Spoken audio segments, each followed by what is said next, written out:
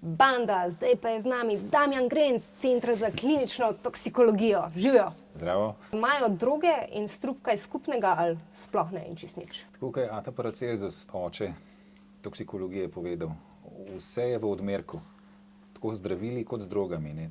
Do nekega odmerka je to zabavno, zdravo, učinkovito, ko predoziramo, je pa to toksin, je pa to pač strup. In zdaj narava se prebuja, cvetoče ideje na internetu tudi vedno živijo in cvetijo naprej. Veliko lahko preberemo o naravnih halucinogenih, rastlinah, ki jih imamo pri nas, in te ideje včasih tudi dijaki poberejo. A se te zgodbe dobro končajo ali mogoče malo slabše? Zdaj tiste, ki jih mi vidimo, jasno, mi smo v bolnici, to pomeni, da se te štorije končajo pri nas na urgenci oziroma na našem oddelku, te so žalostne oziroma slabe. Običajno so to strah pretiran, povišan tlak, povišan puls. Te mi vidimo. No. Tisti, ki so pa lepo jo odnesli, ki imajo dobro izkušnjo, tisti pa pač odtavajo domov, ne, po takem, oziroma če to doma delajo, pač je fino. Ne. Tako, če vidimo en seznam, katere naravne rastline, ki niso prepovedane, bi lahko zaužili, je mogoče boljše biti malo skeptičen ali vse sprobati? Ja. Jasno, jaz sem v taki vlogi, da tle moram opozarjati na nevarnosti. Ne. Se pravi, tudi če se tega lote, dajte si prebrati, v kaj se spuščate, kakšna tveganja se lotevate, kaj vas lahko preseneti, ker vse stvari se ne da vnaprej izračunati. Ne.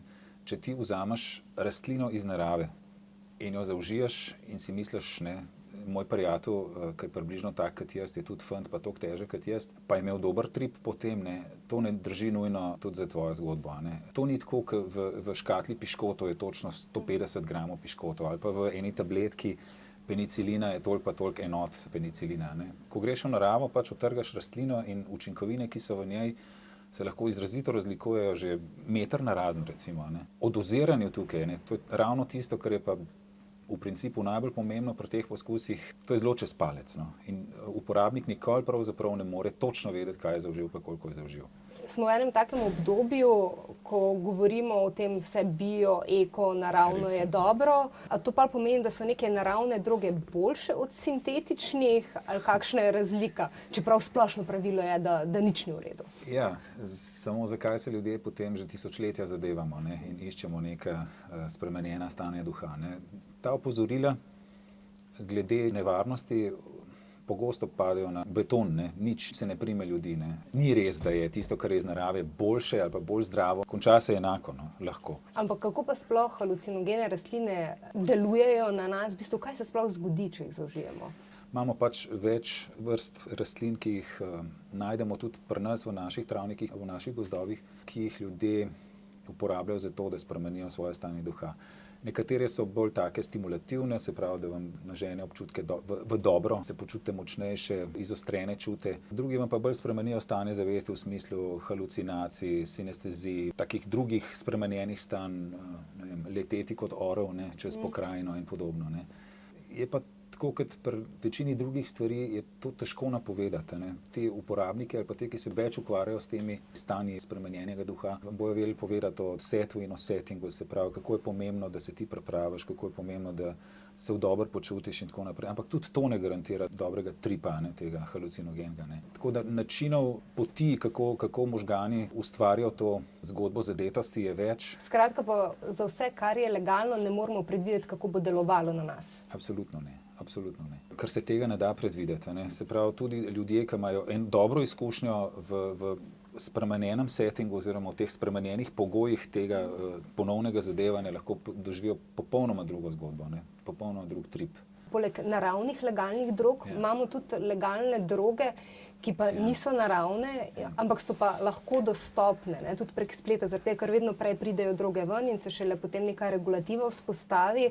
Kaj pa tveganje konzumacije teh drog? Enako kot pri tem, ali pa še huje pravzaprav. Torej, uporabnik, ki nabavlja stvari preko spleta, ne more vedeti, da je tisto, kar je dobil v resnici, tisto, kar je tudi naročil. To je ena stvar. Druga stvar je čistost. Se pravi, ali je 5 gramov tistega, kar je on uporabil, dejansko 5 gramov tega, ali je to 3 grame nečesa, pa 2 grama nečesa drugega. Tako da to so ene sorte nevarnosti. Drugo je seveda, da te sintezne droge, ki preplavljajo tržišče po vsem svetu, se to ni sam naš problem, ne, so problematične tudi glede pomanjkanja izkušenj. Se pravi, če ti ne veš, kako te bo zadelo, ne, zadetost je tudi stanje, ki se ga naučiš. ko prvič potegneš joint, ne vem, če čutiš ti, kako je. Podobno je z drogami, ne? Stanja zadetosti se nekako navadiš in veš, kako ga je treba dozirati in veš, kaj je tisto, kar ti iščeš pa težiš. In tega eksperimentiranja pri novih stvareh, taka eksperimentiranja lahko privedejo do predoziranj, ki se potem končajo pri nas. Je pa ta fenomen teh novih sinteznih drog več kot 10-15 let je verjetno star. Začelo se je z ekstazijem, pravzaprav iz tiste zgodbe, ampak potem se je pa ena velika skupina sinteznih drog pojavila, ki so sintezni kanabinoidi. To je pa zgodba recimo zadnjih 10 let.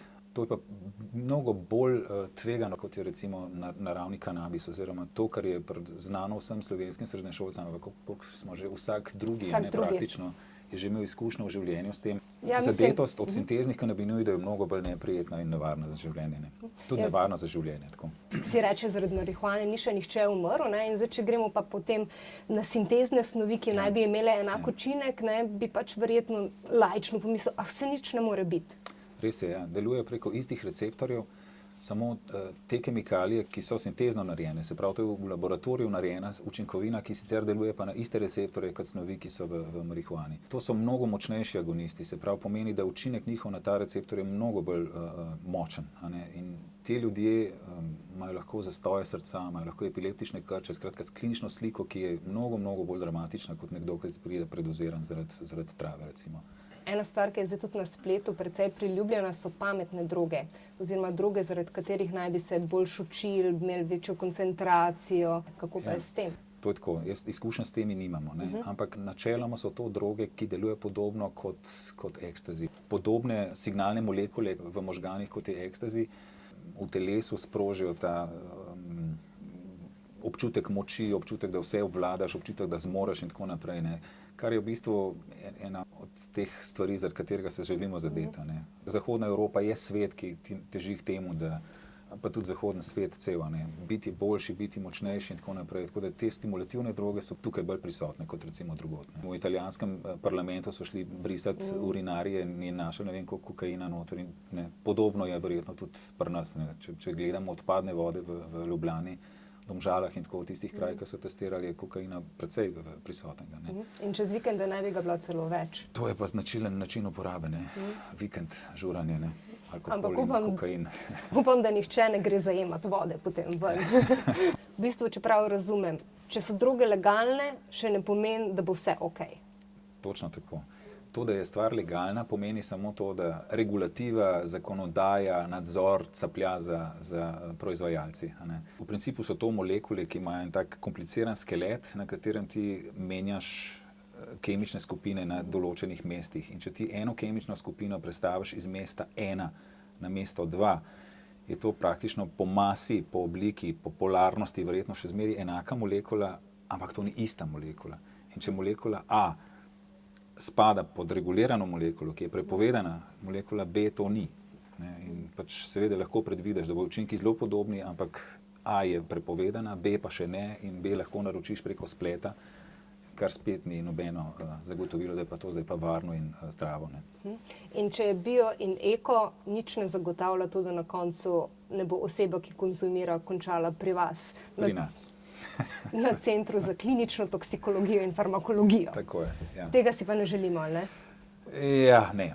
Nobena stvar v bolnici ni fina, ne. Sploh, da še malo strašim z lavažami želodca, spiranjem želodca in tako naprej. Če je tako hudo, da moraš zaradi tega v bolnico priti, oziroma na urgenco, veste, da je to preveč, premočno, prehudo. Se zavedamo. Najlepša hvala za ta pogovor. Prosim. Upam, da se nikoli vsi mi ne vidimo pri vas na delovnem mestu. Drži. Čau. Lep pozdrav.